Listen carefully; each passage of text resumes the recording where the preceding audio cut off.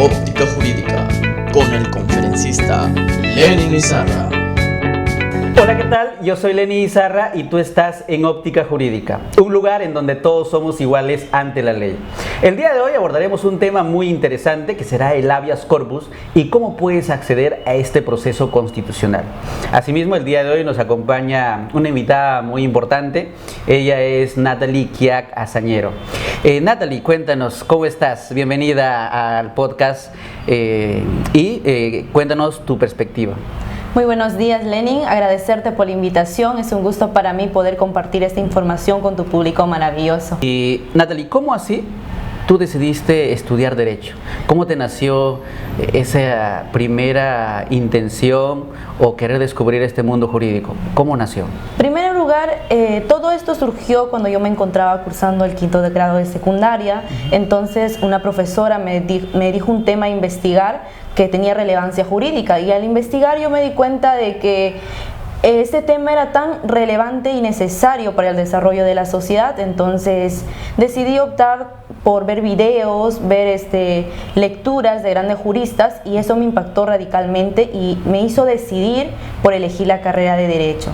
Excelente, porque muchos que nos van a ver pues quizás recién se están decidiendo a estudiar la carrera de Derecho, o de repente tienen ese interés de descubrir este mundo jurídico, ¿cierto? Y tu posición de repente o cómo lo descubriste será interesante para ellos.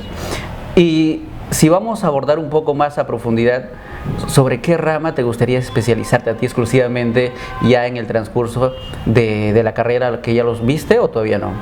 Mira, por el momento he logrado entender que el derecho es una rama del conocimiento muy amplia, desarrolla diversos temas, y por ahora tengo un tema ya elegido, por cierto, que es el derecho constitucional. Es un tema muy interesante y justamente es el tema que vamos a abordar el día de hoy, ¿no? Así es. Entonces, amigos, iniciemos este podcast con el habeas corpus. Natalie, en palabras sencillas, ¿cómo podríamos nosotros describir en qué consiste el habeas corpus? Mira, el habeas corpus es un proceso constitucional que se encuentra regulado en nuestra Constitución Política en el artículo 200. En ello se establece que el habeas corpus protege el derecho de la libertad individual y los derechos conexos. Además, esto procede contra actos o hechos que omiten o vulneran estos derechos, ¿no? Ante esos casos nosotros podemos interponer esta demanda de habeas corpus. Claro, para que aquellas personas de repente que nos están viendo y quieren conocer más, específicamente el habeas corpus está prescrito en el artículo 200, inciso 1 de la Constitución.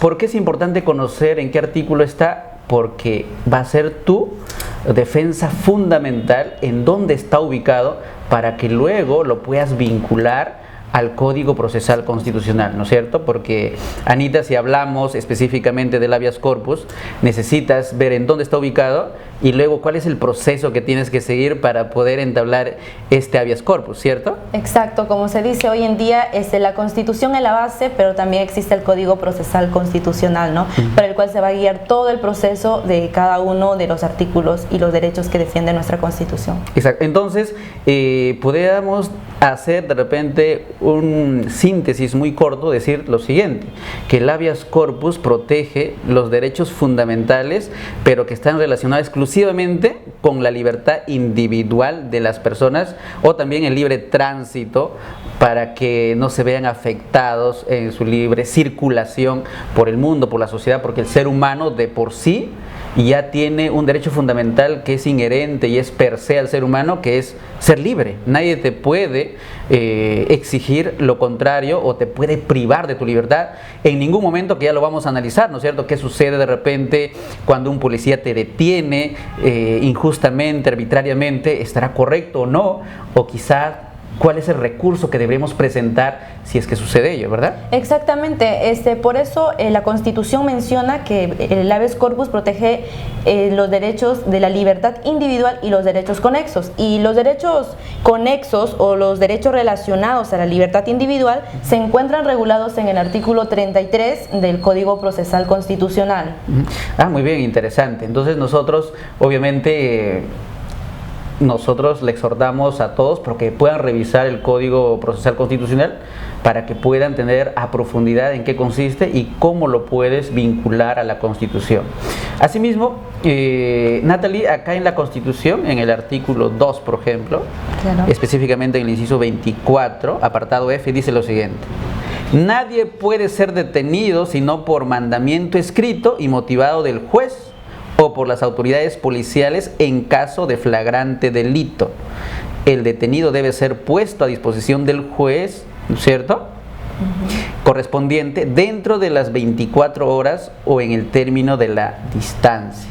Exacto, justamente, mire, ese artículo habla de la motivación judicial, ¿no? Cuán importante es que un mandato sea totalmente motivado, es decir, fundamentado. ¿Cuál es el motivo por el cual se va a vulnerar el derecho de la libertad de la persona, ¿no? En este caso también procede flagrancia de delito, que es relacionado no solamente si te encuentran con las manos en la masa, como se dice, sino también tiene un tiempo de duración. Claro. 72 horas específicamente, después del hecho transcurrido. Claro, entonces algo muy importante y detalle que hay que tener en cuenta es que hay dos supuestos en donde te pueden detener así directamente un efectivo policial, que puede ser cuando tú tienes un orden, ¿no es cierto?, de arresto que está específicamente enviado desde un juez, ¿ve? Y el otro es cuando te puedan encontrar en flagrancia, es decir, en el mismo acto que estás cometiendo el delito, para entenderlo. Obviamente hay excepciones que hay que revisar en la Constitución porque tampoco es así específicamente. Exacto. Muy bien, Natalie, entonces ya vamos ingresando un poco más a lo que es el habeas corpus y cuáles son estos derechos fundamentales que va a reconocer. Ahora, imaginemos que yo he sido detenido, ¿bien? He sido detenido de forma arbitraria, ya se está probado de que no hay razones suficientes para detenerme. ¿Cuáles son esos requisitos, ¿no es cierto?, o las características que tiene el habeas corpus para tener en cuenta la ciudadanía? Porque vamos a revisar que el habeas corpus de repente es el proceso constitucional que cualquier persona lo puede realizar, incluso no necesitas de un abogado, ¿cierto? Exactamente, el habeas corpus es la única garantía constitucional de nuestro ordenamiento jurídico que presenta esta característica de informalidad, ¿no? ¿Qué quiere decir? Que lo puedes presentar mediante un mandato escrito o lo puedes hacer oralmente mediante un acta judicial, levantas tu acta mediante el juez, o también puede ser por otro medio idóneo para la realización. Y también presenta una actividad vicaria. ¿Qué quiere decir? Que obviamente si la persona es afectada de su libertad, por ejemplo, si un amigo tiene interés en ti o esa persona vio que se afectó tu libertad, esa persona lo puede interponer esa demanda a tu favor. Eso hace relación a la actividad vicaria. Además, que no es necesario tener un abogado. O sea, la persona por el simple hecho puede redactar su demanda de habeas corpus y presentarlo ante el órgano jurisdiccional competente. Claro, y aquí también nace una polémica.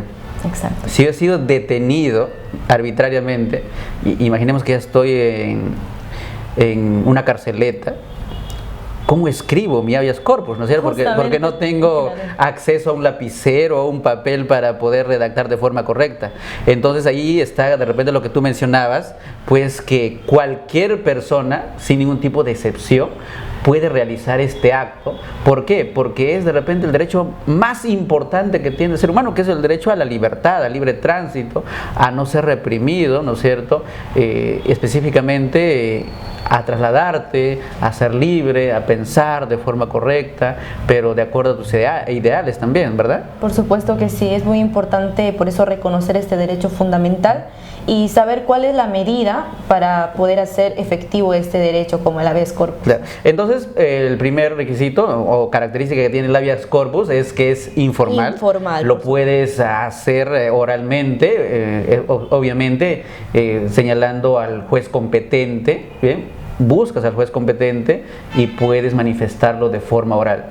La segunda es que la actividad vicaria. Claro, que lo puede realizar cualquier persona tu amigo, tu papá, tu mamá, tu hermano, tu vecino, tu mejor amigo, no sé, pero cualquier persona interesada en tu libertad. Exacto, ¿no? Eso es muy interesante tener en cuenta porque prácticamente es una libertad absoluta, porque cualquier persona X podría hacerlo, con tal que simplemente pueda alegar los fundamentos necesarios de que se te ha detenido arbitrariamente. Y justamente en lo de informalidad es importante agregar que no necesariamente necesitas un papel tipeado, es necesario, lo puedes hacer así, escribiendo con lapicero a puño y mano, y lo puedes realizar fácilmente, y esto es efectivo, tu libertad. Yo he escuchado, por ejemplo, en alguna conferencia que decía que el habeas corpus hasta se puede escribir en un papel higiénico. Sí, había causado mucha polémica eso. Claro, pero de una forma tiene razón, porque no hay límites.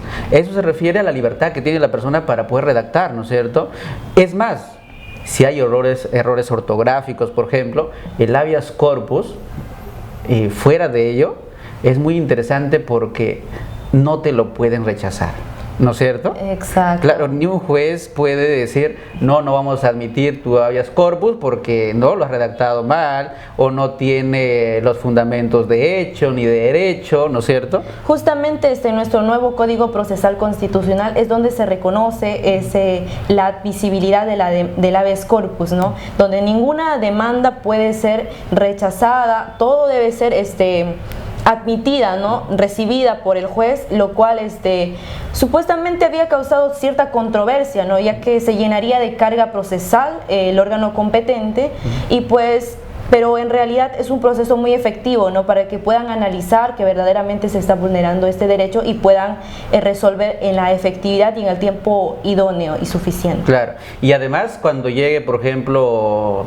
al juez competente, el juez competente incluso, por ejemplo, puede corregir de repente si tienes ahí una dificultad para específicamente identificar el derecho o cómo se está vulnerando el derecho, porque esa es la competencia que tiene, ¿no es cierto? Es muy interesante.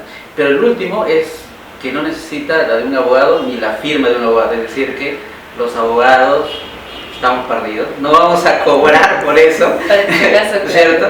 Efectivamente, eso sucede, Lenin. Por ejemplo, existen diferentes órganos jurisdiccionales, ¿no? De acuerdo al lugar de los hechos, de acuerdo al lugar donde se encuentra la persona. Entonces, el primer paso es presentar ante el juez constitucional. Ese es el primer paso que debemos optar. Pero ¿qué pasa si en ese lugar donde tú te encuentras no hay un juez constitucional? Entonces puedes interponer tu demanda ante un juez de investigación preparatoria o juez penal. Y si en un lugar, por ejemplo, te encuentras dentro del territorio nacional muy alejado, este juez constitucional va a destinar o le va a otorgar la facultad de poder resolver tu caso al juez de paz. Específicamente no se nombra que sea juez de paz letrado o juez de paz por vocación, ¿no? Simplemente dice juez de paz, así lo señala la norma. Claro, entonces hay que conocer el proceso, hay que conocer también el juez competente, porque ahí hay una dificultad. ¿Ante quién? A veces pensamos de que ante el policía que me detuvo, ¿cómo vas ante él si él te retuvo arbitrariamente? ¿No es cierto? Hay que buscar al juez competente constitucional y hay que conocer. De repente ahí nos va a generar un poco de dificultad, ¿cierto? Así es. Muy bien, entonces, continuando con esta etapa del habeas corpus, pues vamos a pasar ya a los tipos de habeas corpus, porque realmente hay toda una lista de habeas corpus, porque no solamente, mi habeas corpus lo presento así como sí, o tengo que sustentar qué tipo de habeas corpus para que puedas identificar. Allí también estaría la otra dificultad. Exacto. Si es que no conoces de repente algo de derecho o no te está acompañando una persona que sabe un poco de repente del mundo jurídico, ¿cierto? Exacto.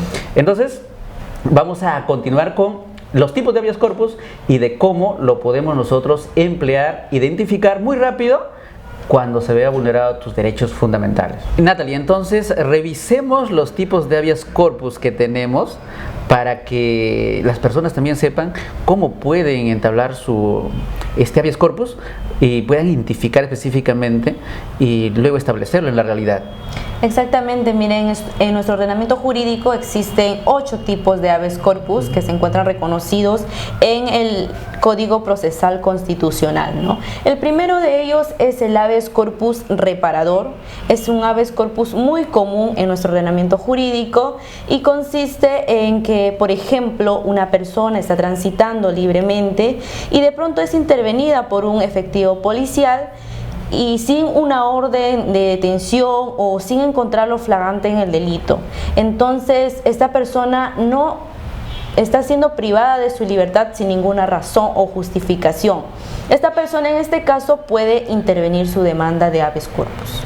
Claro, específicamente dice reparador, ¿no es cierto? Porque va a reconstruir al estado original donde se encontraba la persona que era transitando libremente pues, por esa calle antes de que sea intervenido por el efectivo policial, ¿no es cierto? Por eso es reparador, no es por otra cosa, sino reparar esa libertad que ha sido vulnerado de forma arbitraria por un efectivo policial. Creo que ese es el más claro, es el más preciso que se puede decir para que se pueda conocer, porque es importante conocer los tipos de habeas corpus para que también lo puedas establecer, ¿verdad? En tu documento, pues, ¿no? Exacto, para que se te facilite el acceso a tu demanda, ¿no? Exacto. Otro tipo de habeas corpus es el restringido, también el cual consiste en que, por ejemplo, una persona le prohíben ingresar a un lugar público o como, por ejemplo, la municipalidad cerca una losa deportiva, lo cual, como sabemos, es de acceso público. Cualquier ciudadano puede ingresar libremente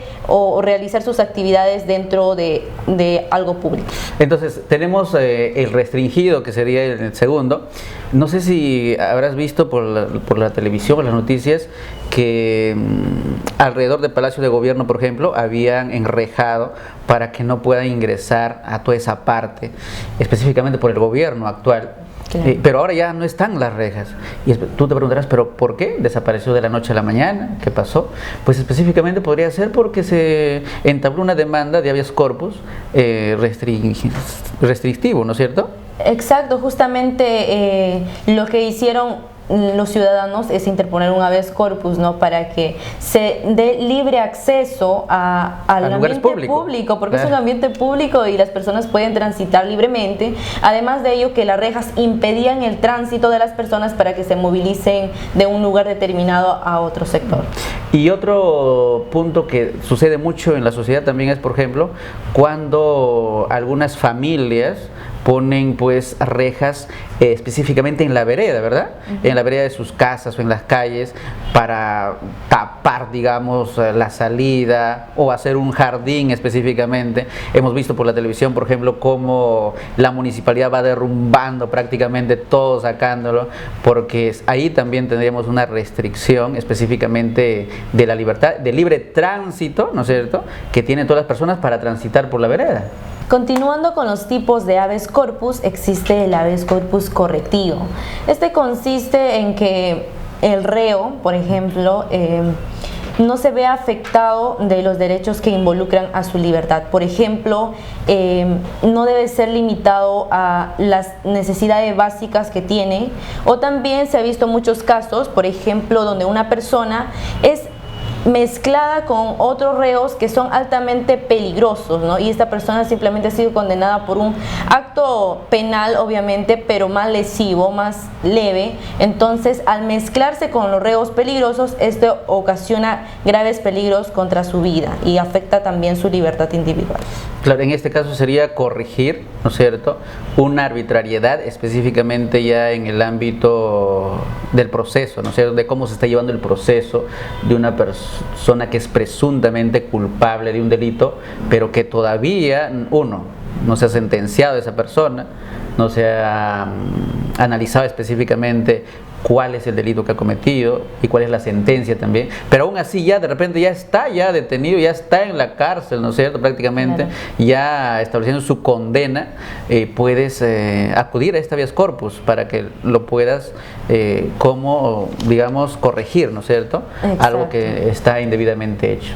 Muy bien, eso tenemos entonces ya tercera. La ¿no? tercer tipo de habeas corpus. Bien. Bueno, continuamos con el cuarto tipo de habeas corpus, el habeas corpus preventivo, ¿no? El cual pues su finalidad es poder prevenir que esta afectación al derecho a la libertad pueda suceder.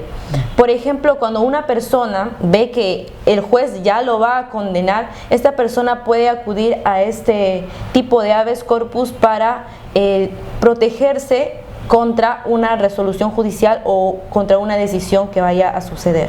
Y claro, pues específicamente prevenir ante la amenaza, ¿no es cierto? Específicamente podría ser, como tú mencionas, ante la amenaza de un juez que presientes que todo da hecho de que sí o sí vas a ser culpable, ¿no es cierto? Te van a llevar preso prácticamente. O también puede ser con cualquier persona, de repente una persona te llama todos los días, específicamente te llama amenazándote de que va a secuestrar a tu familia o te va a secuestrar a ti o te va a matar, por ejemplo, y tú dices, ya puedo hacer un habeas corpus preventivo antes de que suceda este hecho, ¿no? Creo que hasta ahí está claro de cómo se está desarrollando el habeas corpus. Creo que en este punto es importante mencionar que la amenaza debe ser un hecho cierto e inminente. ¿Por qué decimos de esta forma? Porque, por ejemplo, si un niño te amenaza, te dice te voy a matar, es obvio que no lo vas a creer, ¿no? Porque vas a decir, no tiene las condiciones para que lo haga. En cambio, si un adulto, como mencionaste, te llama, te dice te voy a matar, te amenaza, entonces ya es creíble, no puede suceder el hecho, entonces a ellos sí le considera una amenaza cierta e inminente. Claro, sí, tienes razón, porque podría pasar allá. Yo me siento amenazado por cualquier persona y me ha dicho, mañana te mato. De repente estaba molesto nada más o quería asustarme, pero de repente tu habeas corpus no va a proceder porque, como tú mencionas, tiene que específicamente ser probable esa amenaza que va a ocurrir realmente en la realidad. ¿Y cuál sería el siguiente tipo de habeas corpus que podemos revisar para tener en cuenta? El otro tipo de habeas corpus es el traslativo, ¿no? El cual consiste en que, por ejemplo, ya se cumplió la condena de un reo y ese reo no ha sido liberado, entonces ya se está afectando la libertad que él posee. Ante ese hecho, él puede presentar el habeas corpus traslativo, ¿no? Porque ya cumplió su condena, lo cual ya estaba determinado en un mandato judicial.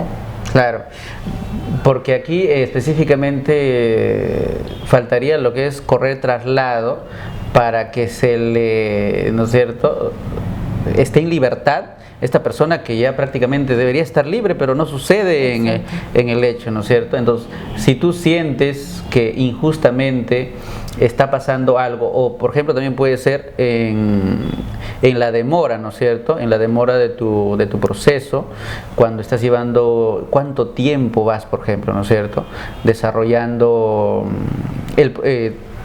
probando, ¿no es cierto?, de que quizás a partir de tu abogado que no eres el culpable, pero se demora todo el proceso, digamos, y no hay de cómo llegar a una sentencia final, porque a veces la justicia peruana pues se demora demasiado, ¿no es cierto? Y ahí también podríamos entablar como un ejemplo. Exacto, así es, Lenin.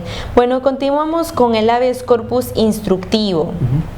Este habeas corpus puede proceder ante la desaparición forzosa. Bueno, el caso más común es cuando los militares a veces realizan actividades y pues personas desaparecen de la nada, no se sabe ni un paradero, no se sabe la ubicación, entonces los familiares interesados, preocupados, presentan un habeas corpus traslativo, ¿no?, para conocer el paradero de la persona. Claro, entonces estaríamos aquí ante un hecho en el que una persona está desaparecida, no ha habido, ¿no es cierto? Exacto. Y tú puedes entablar este habeas corpus previendo de que específicamente ubicarlo, porque si desaparece de un momento a otro, y la pregunta es cómo yo accedo a esa persona, ¿no es cierto? Y para eso están pues específicamente la jurisdicción competente, el que debe ir a buscar, porque hay algo muy interesante en que el juez tiene que apersonarse específicamente al lugar donde se ha cometido ese delito de repente, o donde ha desaparecido, o empezar a buscar a él, porque tú no podrías hacerlo solo, porque no tienes el poder. Exacto, justamente el primer paso es imponer la demanda donde se produjeron los hechos, ¿no? Porque tú no sabes el paradero de la persona, entonces la manera correcta de presentar el habeas corpus sería donde sucedieron los hechos, donde se inició. Por paso van a comenzar a investigar, ¿no? Ese es el principio. Claro. Muy bien. ¿Cómo pasaríamos al siguiente tipo de habeas corpus? El siguiente tipo de habeas corpus es el innovativo, ¿no? El cual consiste en que, por ejemplo, como el habeas corpus procede cuando se lesiona tu derecho, ¿no? Se está viendo afectado tu derecho a la libertad. Es decir, ya ha sido retenida arbitrariamente, imaginemos, sobre un delito que ni siquiera se sabe sobre qué es, ¿no es cierto? No hay delito ahí, es arbitrario, el policía ya te detuvo, ya te llevó, ¿no es cierto?, a la comisaría. Entonces ahí, ¿cómo funcionaría el innovativo? Mira, efectivamente, si el policía, digamos, ya te ha llevado a la comisaría, entonces cuando una persona, por ejemplo tu familiar, tu tía, presenta tu habeas corpus, el juez va a tener cierto tiempo para que responda, ¿no? Y para que a la policía le dé la orden de que te libere. ¿Y qué pasa si el juez, por ejemplo, llega en ese momento y le pregunta a la policía cuál ha sido el motivo de tu detención y la policía dice, ese hombre ya fue liberado, o sea, tu derecho a la libertad ya fue, ya no es afectado? Entonces, tú como persona, para que no vuelva a repetirse tal acto, puedes presentar tu habeas corpus innovativo, ¿no? Con la razón de que este hecho no vaya a suceder nuevamente en un futuro. Esto te protege a ti contra cualquier arbitrariedad. Claro, porque ya cesó la vulneración de tu derecho fundamental, que es la libertad. Ya se reparó, ya estás en tu casa libre, pero tú puedes, como un escudo de protección, interponer la demanda de habeas corpus innovativo para que no vuelva a suceder en un futuro. ¿Ven? Interesante también eso para tener una prevención, ¿no es cierto?, que no vuelva a pasar lo mismo. Exacto. ¿Continuaríamos con qué tipo de habeas corpus? Con el habeas corpus conexo, el habeas corpus contra resoluciones judiciales, ¿no? Por ejemplo, si el juez ya te dictaminó una sentencia, eso no significa que ya esté tu caso perdido, ¿no? Tú puedes presentar un habeas corpus para poder identificar el derecho vulnerado que tenga relación con la libertad, ¿no? Porque claro, a veces injustamente te dictan una sentencia o te condenan, ¿no? Claro, pero ahí hay que tener en cuenta, no va con cualquier tipo de resolución. Hay un requisito fundamental, que la resolución debe ser firme. Ahora la pregunta es, ¿qué es resolución firme, no es cierto? Y no tan firme de repente. Exacto, una resolución firme es aquella que ha sido motivada y ha sido ejecutoriada. Motivada quiere decir que ha sido fundamentada en fundamentos de hecho y de derecho correctamente definidos, y en ello se debe encontrar la vulneración de la tutela efectiva del proceso, y ello pues hace relación a la decisión que ha tomado el juez, ¿no? Claro, porque también contra resoluciones judiciales, cuando menciona y debe tener específicamente la condición de una resolución firme, hace referencia a que ya se agotaron todas las instancias, ¿no es cierto? Ya está, imaginemos, ya en la última Corte Superior, de la Corte Superior de Justicia, ¿dónde más irías? Ya no puedes, ¿no? Porque ellos van específicamente, ya primera instancia, segunda instancia, llegó ahí a agotarse, hay una sentencia firme de que los hechos están bien motivados, y específicamente sobre ella, mira, aún así, por más que se hayan agotado ya todas las instancias hasta la Corte Suprema, entonces tú podrás acceder específicamente a través, imponiendo, ¿no es cierto?, en este caso un habeas corpus, para pasar a lo que será el siguiente, pues, ¿no?, que será específicamente ir al Tribunal Constitucional, que es la jurisdicción más alta que tiene, en este caso, nuestra legislación peruana. Exacto, justamente el Tribunal Constitucional es el órgano que tiene más competencia a nivel nacional, y ante ello se acude como ya la superior jerarquía del ordenamiento jurídico para poder resolver este proceso. Es importante tomar en cuenta que el Tribunal Constitucional no va a resolver tu caso, claro, simplemente va a analizar el derecho vulnerado y va a destinar al órgano competente para que pueda evaluar tu proceso nuevamente y pueda resolver tu derecho justamente. Claro, porque el TC lo que hace es específicamente revisar las resoluciones de primera, segunda instancia y decidir si realmente o declara tu proceso, ¿no es cierto?, que es inadmisible, improcedente, o también lo declara fundado, ¿no es cierto? Puede ser improcedente, que no puede ir al TC porque hay otras vías de repente más satisfactorias para poder resolver ese caso. Entonces hay un habeas corpus especial. Sí, ¿cuál sería? Es el habeas corpus excepcional, ¿no? Esto se da para casos mayormente de emergencia. Por ejemplo, la cuarentena que estamos viviendo, se vulneró muchas veces diversos derechos de la persona, se quedaron digamos en un stop, y eso no significa que la persona no pueda recurrir a esta vía de procesos constitucionales, ¿no?, para validar algunos derechos que se han visto muy afectados durante este periodo. Entonces tenemos pues ahí para revisar como último sería este habeas corpus sobre los estados de excepción. Es decir, en los estados de excepción o de emergencia prácticamente se suspenden todos tus derechos fundamentales, pero lo que no se suspenderá nunca será este proceso que tú aún puedes acceder lo que son las garantías constitucionales. Bien, Natalie, entonces hemos terminado a revisar a grosso modo, muy rápido, pero también de forma muy concisa en qué es el habeas corpus, cuál es su importancia también en nuestro mundo real, en la sociedad, no solamente en el mundo jurídico, sino para la persona de a pie que debe conocer estos procesos para defender específicamente sus derechos fundamentales y conocerlos.